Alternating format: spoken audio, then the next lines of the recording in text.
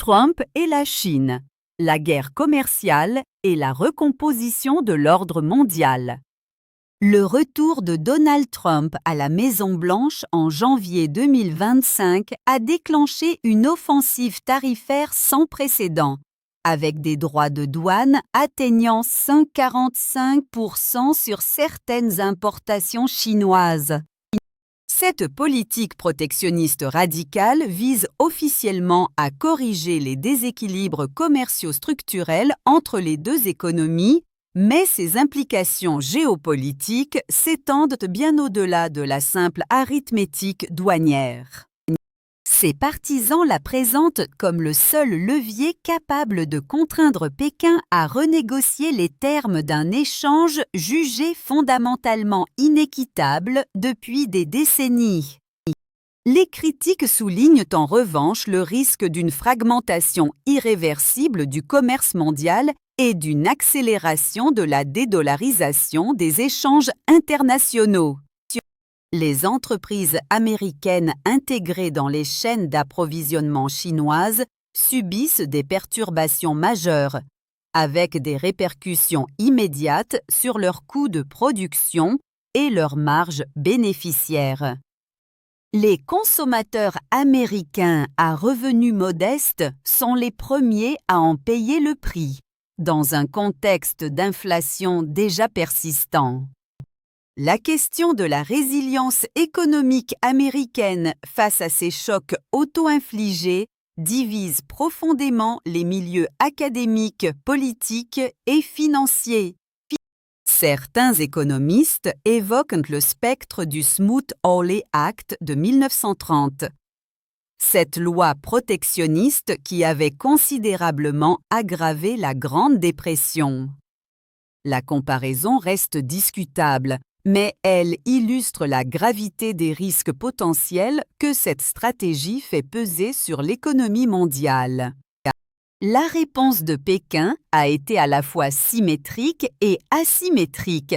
Des représailles tarifaires classiques, doublées de restrictions ciblées sur des matières premières stratégiques.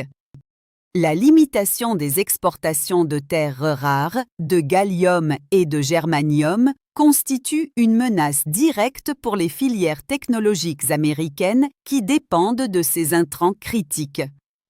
Cette dimension de la confrontation révèle toute la profondeur de l'interdépendance et donc de la vulnérabilité mutuelle des deux premières économies mondiales. Les marchés financiers ont traduit cette incertitude par une volatilité extrême, tandis que les investisseurs institutionnels reconsidèrent leur stratégie d'allocation mondiale. La Chine a également accéléré la diversification de ses partenariats commerciaux, en renforçant ses liens avec l'ASEAN, l'Afrique et l'Amérique latine. Les pays tiers se retrouvent ainsi contraints de naviguer entre deux blocs économiques en voie de découplage, une position diplomatiquement et économiquement très inconfortable.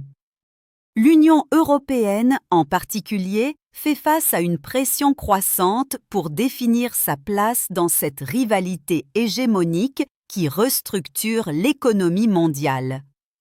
Les négociations de Genève ont abouti à une trêve de 90 jours, saluée avec soulagement par les marchés, mais ne résolvant aucune des contradictions fondamentales. La question des subventions massives accordées par l'État chinois à ses champions industriels reste au cœur du contentieux. Aucun accord durable n'est envisageable sans y apporter une réponse crédible.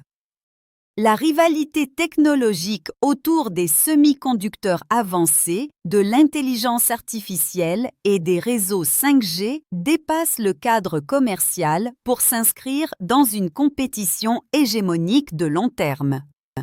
La question taïwanaise constitue en permanence un arrière-plan stratégique explosif, susceptible de transformer une guerre commerciale en crise géopolitique ouverte. Les décisions des prochains mois définiront si le monde évolue vers un découplage structurel irréversible ou vers un nouveau modèle d'interdépendance négocié. L'issue de cette confrontation dépendra autant des rapports de force économiques que des équilibres politiques intérieurs dans les deux pays. Une chose est certaine, l'ordre commercial multilatéral issu des accords de Bretton Woods ne sortira pas indemne de cette épreuve historique. Le monde se trouve à un carrefour décisif et les choix faits aujourd'hui conditionneront l'architecture économique internationale pour plusieurs décennies.